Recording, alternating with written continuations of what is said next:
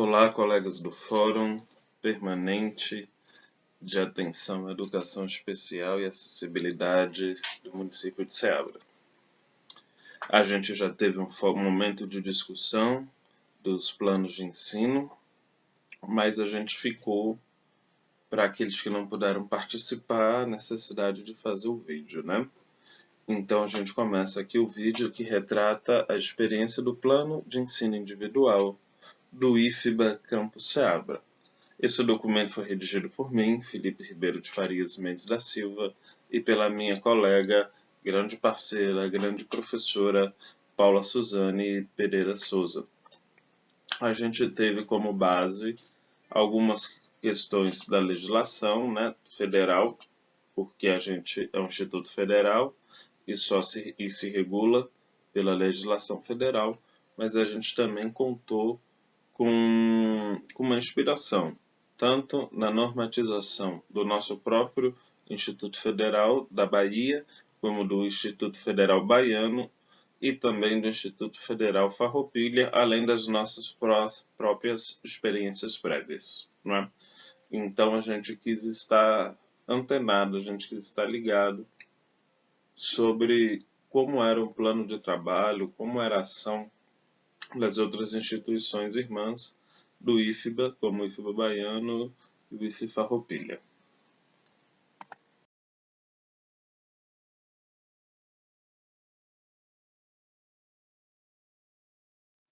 Então, a primeira coisa que a gente colocou na capa, não é? Na entrada do plano, óbvio que a gente tem que colocar ali a marca d'água do nosso Instituto Federal, que pedem no nosso campus, mas a gente está ali, plano de ensino individual, a unidade, o ano letivo, a dedicação básica, mas a legislação pertinente, não é? Então a gente colocou o artigo da Constituição, algumas políticas nacionais, resoluções, normas técnicas, não é? Por mais que a norma técnica que a gente colocou, ela fala muito mais sobre a sala de recursos, mas isso nos orienta a saber o que a gente pode fazer na nossa sala de recursos, né? Quais são os instrumentos que a gente precisa para fazer o plano de ensino individual. E também as nossas próprias resoluções internas do próximo Instituto Federal, né? Como a resolução número 30 de 2017 e o Manual de Práticas Acadêmicas Inclusivas de 2019. Então, esse plano ele é datado porque ele foi realizado em dezembro de 2019. A gente teve um projeto inicial que funcionou no segundo semestre de 2019, mas em dezembro a gente reformulou ele e é esse que a gente está apresentando agora para vocês. Então, tanto na instituição privada, quanto na instituição estadual, quanto na municipal, é importante colocar a legislação pertinente como entrada. Ela serve para várias coisas, não é? Ela serve primeiro para que o professor entenda que o que ele vai fazer não é um acréscimo de trabalho, não é algo da gestão, da coordenação, mas é algo que está na lei, não é? Na lei, o que está na lei a gente cumpre, a gente não faz, não tem esse poder de fazer lei. Se a gente discorda, a gente procura o legislador. Mas tudo que a gente vai fazer vai ser norteado por uma legislação específica. Aqui na Bahia tem as diretrizes básicas de educação especial. Eu recomendo vocês, quando formularem um plano de ensino individual da sua instituição, colocarem esse plano como uma das referências, né? Você vai ler uma legislação muito boa, muito pertinente, muito interessante para a gente trabalhar com os alunos com necessidades educacionais específicas. A gente não colocou, porque, como eu disse anteriormente, a gente trabalha na perspectiva da legislação federal. E aí depois a gente vai fazer o cronograma da identificação desse estudante, né? Quem ele é, o nome, a data de nascimento, telefone, responsável legal, caso ele seja menor de idade. E, nesse momento, a gente coloca as peculiaridades de cada instituição. Ali 1.4, o responsável legal, 1.5, curso. O nosso campus aqui de Ceabra, ele tem dois cursos, o técnico de meio ambiente e o técnico de informática. Saber qual é o curso é importante, porque a gente vai parar para pensar as matérias técnicas, as matérias que ele vai precisar, que esse estudante ou essa estudante precise para seguir o curso. A turma comum, que é a turma de origem dele, Então, a identificação dessa turma, assim como a quantidade de estudantes matriculados na turma. Isso faz toda a diferença, faz sugestão de uma coordenadora de cursos, porque pela legislação, essas turmas comuns, que têm alunos com necessidade educacional específica, elas têm que diminuir a quantidade de alunos, né? Então tem que ser uma quantidade reduzida. E tem uma peculiaridade nossa, que muitos desses estudantes eles têm direito a monitor individual, caso haja necessidade. Então, se ele tiver um monitor individual, também é importante que esse monitor individual, um tutor, um colega, né? Esses monitores são colegas deles, né?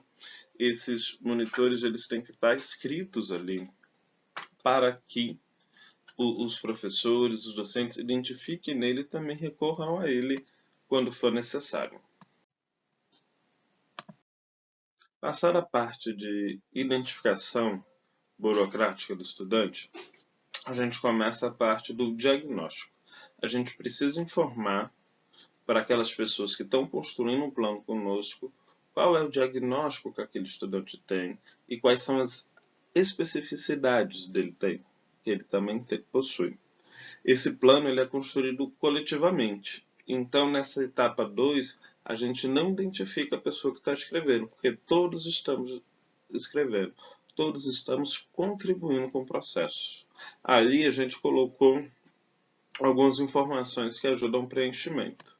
Por exemplo, aqui no histórico, a gente informa por quem ele é preenchido. A COTEP é a nossa coordenação técnico-pedagógica, o NAPNE, o Núcleo de Atendimento às Pessoas com Necessidades Específicas, e a coordenação dos cursos. Não é? E embaixo a gente instrui quem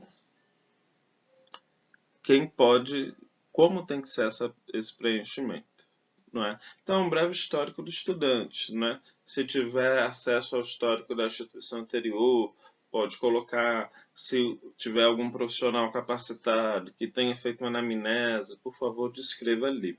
A gente coloca que ele é preenchido por essas 3 instituições, né, por essas 3 coordenações dentro do nosso campus. Mas ele pode ser contribuído também com os professores. Mas essas 3 elas têm que estar prioritariamente partícipes desse processo.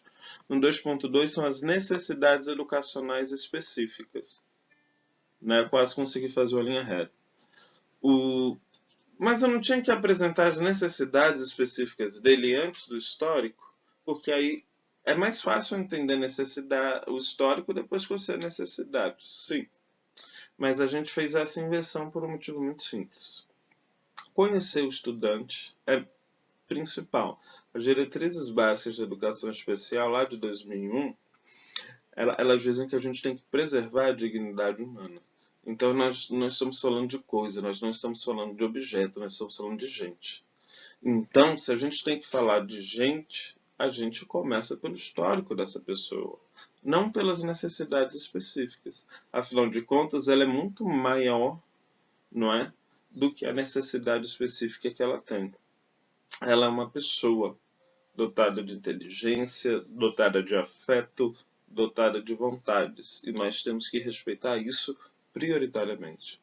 É óbvio que se você lê o histórico, você já começa a entender, a compreender quais são as necessidades específicas. E depois a gente vai falando detalhadamente quais são as condições, o que ele necessita especificamente.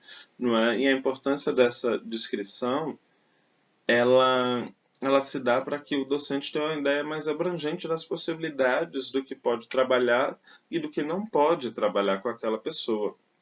É muito importante que o docente saiba disso, uma vez que nem todos os docentes têm cursos na área de educação inclusiva, na área de acessibilidade. A gente precisa contribuir com eles para isso. Por isso que o preenchimento prioritário está aí na coordenação técnico-pedagógica e no NAPNE.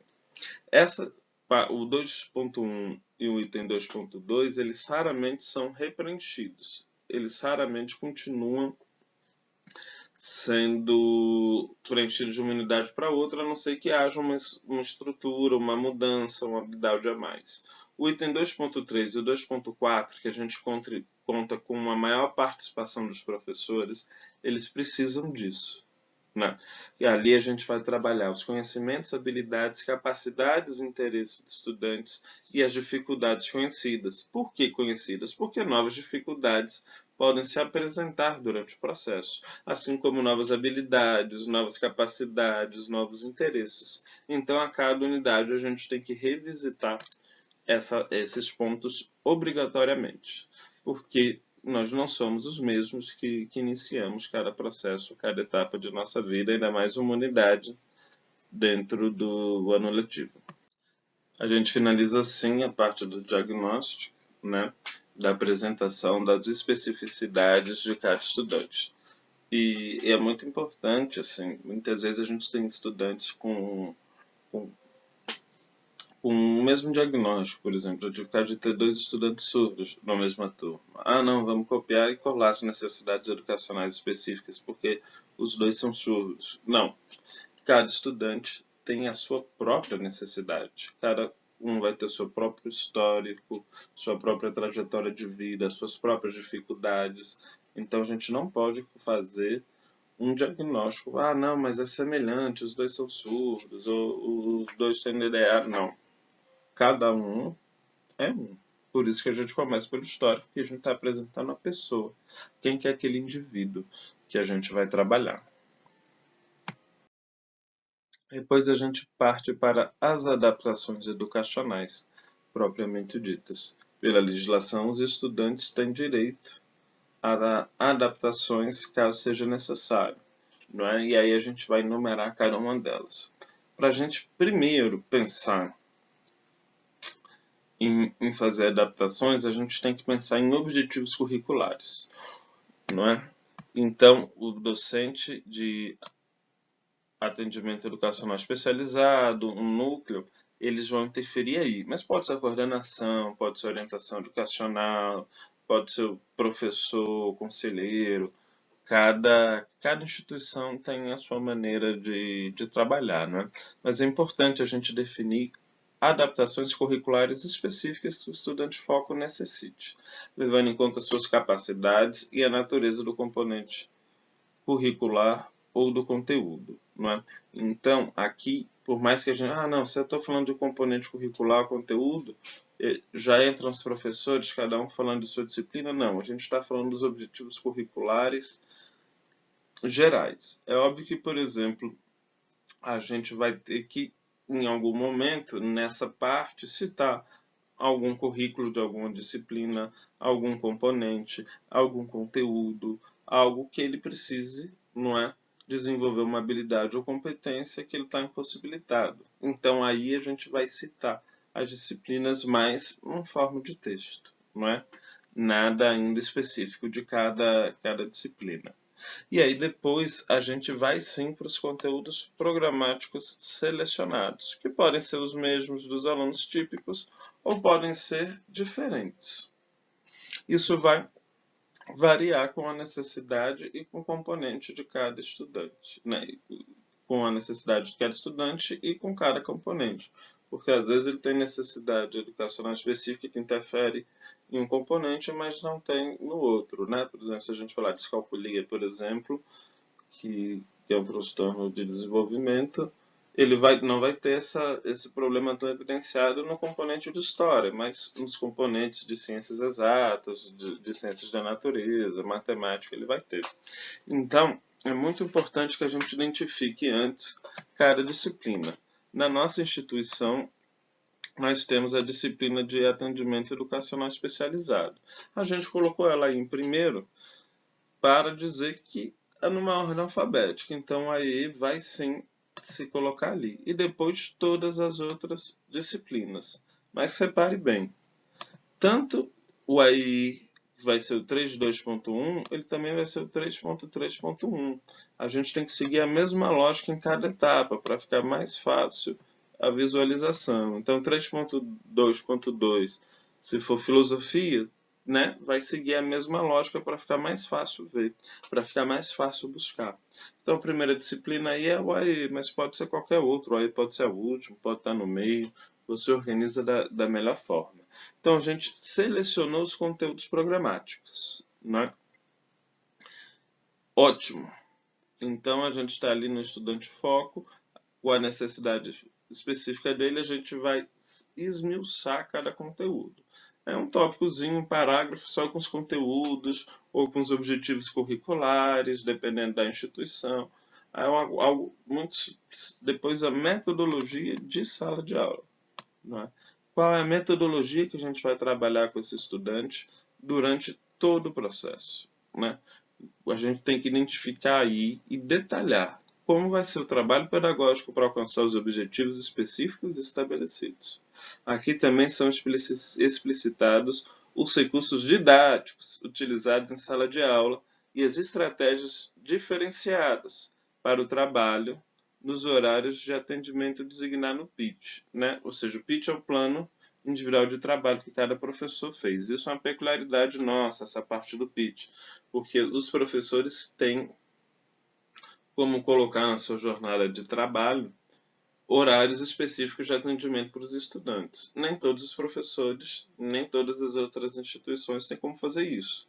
Então, não coloque essa parte, né? A organização da metodologia deve ser realizada em curtos parágrafos, identificados pelo nome do componente curricular, com auxílio da docência em atendimento educacional especializado. Tem muita gente, não, eu não consigo te encontrar, orientador, não consigo te encontrar aí, eu vou colocar e vou te mandar por e-mail. Tá, facilita o processo do nosso mundo informatizado hoje. Mas a gente precisa ter uma conversa, porque muitas vezes a falta de conversa implica em equívocos durante o processo. Né? Então eu recomendo também, quem estiver liderando a construção do PEI, colocar ali antes da identificação de cada disciplina, antes de cada disciplina detalhar sua metodologia, fazer um curto parágrafo introdutório, dizendo como deve ser aquilo. Que, por exemplo, eu já tive estudantes surdos que não tinham proficiência em português. Ah, não, vai fazer, vou trabalhar com leitura, com isso, com aquilo, para ele ler. Não adianta, porque não vai saber ler. Então, por exemplo, quando chegava lá na avaliação, o professor pedia um trabalho, um questionário para ele fazer em casa. Ele chegava na internet, copiava o símbolo, igual, ele não entendia muito bem, e respondia. 70% ali das questões estavam certas, mas ele não sabia nada do que ele pôs no trabalho. Então, conversar, compreender, a gente consegue avançar mais. Então, assim, quando a gente chega no ponto 3, a gente tem que ter lido, ter auxiliado nesse processo do ponto 2. Não é só enviar minha metodologia, não é só enviar minha avaliação, não é só enviar meu conteúdo programático selecionado. Eu preciso estar em conversa, eu preciso estar em contato com os profissionais que acompanham esse estudante mais de perto, fora da sala de aula comum, para que eu entenda as questões. Não é? Uma vez um professor, eu tive estudantes, já aconteceu mais de uma vez inclusive, que tinham dificuldade, que não tinham coordenação motora fina. Né? Até tinham movimento, mas não se articulavam da maneira típica. E aí o que acontecia? Ah, não, você adaptou a prova, professor, manda a prova para eu ver. Não, Felipe, é só de marcar X. Bom, um X ela consegue. Só que chegava lá uma questão de química com 10 compostos gigantes para ela balancear a equação. O estudante típico está aqui, ó. Eu estou aqui fazendo isso, estou aqui fazendo aquilo, vai, volta, apaga para fazer os cálculos, né? Ela não tem essa coordenação para fazer isso. Ou então o professor de arte que pediu um trabalho manual, ou o professor de geografia que pediu um trabalho manual. A pessoa não tem como fazer isso, então não tem como pedir isso. Ah, não, mas eu achei que era só dificuldade de fala, mas ele não consegue cortar, ele não consegue fazer o que o senhor está pedindo. Ele não tem essa habilidade. E não é culpa dele não ter essa habilidade. Então, o plano, para ele funcionar, todos os setores da escola, todos os setores têm que estar articulados. Então, por isso que eu digo, na metodologia, na avaliação, se você puder, faça um trabalho introdutório. Um pequeno texto, um pequeno parágrafo, para que as pessoas entendam. Não é? Então, essa parte das adaptações, elas se encerram com a avaliação. Como que a gente vai avaliar esse estudante dentro do que a gente planejou para ele estudar e da forma que a gente planejou que ele estudasse. Então, mas eu já vou pensar A avaliação no começo, no plano de ensino, sim. Você tem que pensar a avaliação no começo, não só para os estudantes com necessidades educacionais específicas, mas para todos. Não é escrever cada questão da sua prova ou do seu trabalho, mas se você estabelecer um objetivo para o estudante chegar, você tem que pensar já em alternativas, em modos de avaliar que contemplem esses objetivos que você fez lá, quando separou os conteúdos ou quando você organizou metodologicamente. A avaliação não pode ser algo para o final. Ah, mas durante o processo eu vi que ele podia mais aqui, que a gente podia explorar mais isso, que ele podia doar mais, render mais assim. Eu mudei um pouquinho a metodologia, vou mudar também a avaliação. Posso? Pode. Mas o plano, ele acontece antes, então a gente tem que saber, a gente tem que documentar o que vai fazer para compreender, até mesmo para modificar. Eu estou modificando por quê? Opa, porque eu achei que ele não ia render tanto, mas ele rendeu acima da expectativa. Opa, ele rendeu abaixo. O que eu posso fazer agora para fazer esse resgate do que eu esperava? Mas a gente precisa planejar, porque quando a gente planeja, a gente tem noção de cada etapa que a gente está percorrendo, se ela está se cumprindo da forma ideal, se não está, ou se a gente pode melhorar, se a gente pode reavaliar a nossa própria prática docente. Então, na avaliação, a gente vai explicitar o planejamento sobre as avaliações, que tipos de instrumentos pretende se utilizar e quais os objetivos específicos para esse discente. Recomenda-se oportunizar diversas formas de expressão da aprendizagem. Exemplos: projetos educacionais, observar o nível de desenvolvimento, a contribuição do estudante no desenvolvimento do componente curricular. Então, assim, não apenas a avaliação tradicional. Eu sei que muitas instituições já trabalham com a avaliação tradicional, mas a gente tem que ter um olhar além disso, não é? Além disso. Por fim, para finalizar todo esse processo, os profissionais envolvidos durante ele, agora cada um vai se identificar. A gente viu que em cada etapa, não, tais profissionais participaram desse processo, aqui é o profissional português. Não, agora a gente vai colocar.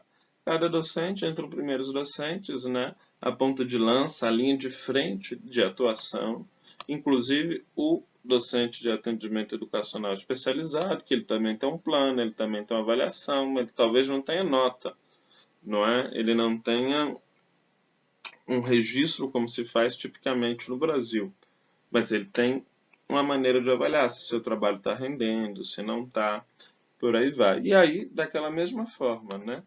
A gente vai colocando na mesma ordem para ficar mais claro para o docente. Aqui a gente colocou o NAPNE, que é o núcleo de atendimento às pessoas com necessidades específicas da nossa instituição. Então aí a gente coloca todos os profissionais do núcleo, psicólogo, pedagogo, intérprete, no caso, e a pessoa assina, e por fim o coordenador do curso. O coordenador do curso para a gente é o principal, que vai articular tudo com todos os professores. Mas no lugar do NAPNE pode ser um coordenador pedagógico, orientador educacional, psicólogo, assistente, e por fim a direção ou a coordenação, quem é o responsável pedagógico ali. Então essa é a nossa experiência do plano. É óbvio que a gente também tem as experiências de registro da execução do plano, mas isso fica para outro momento. Acho que o primeiro momento é a gente planejar, a gente saber o que cada aluno pode desenvolver e como ele pode desenvolver durante a unidade. Espero que tenha auxiliado vocês. É óbvio que esse modelo ele serve para o IFBA, para servir para as instituições dos nossos colegas, das nossas colegas, eles precisam de modificação. Mas aí a gente está aqui aberto até para ajudar se houver necessidade. Tchau, tchau e obrigado por nos escutarem.